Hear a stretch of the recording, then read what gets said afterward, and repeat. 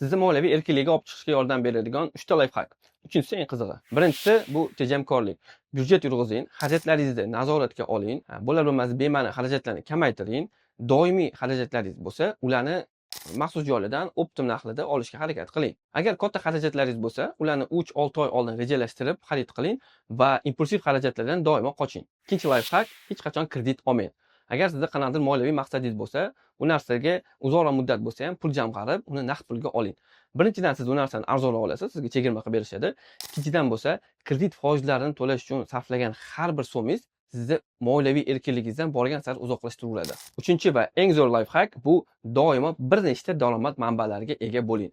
Buni har xil usullar bilan qilsa bo'ladi. Agar siz o'z sohangizni ustasi bo'lsangiz, siz qo'shimcha ishlar olishingiz mumkin. Undan tashqari birovga sohangizni o'rgatishingiz, ya'ni ta'lim berib daromad qilishingiz mumkin. Qo'shimcha daromad manbalari siz uchun moliyaviy erkinlikka chiqishga yordam beradigan eng zo'r instrument hisoblanadi. Investitsiyada yuqori daromad beradigan portfel tuzish bo'yicha bepul dars tayyorlab qo'yganman. Uni olish uchun shu video kommentariyasiga bir raqamni yuboring va men sizga havola yuborib qo'yaman.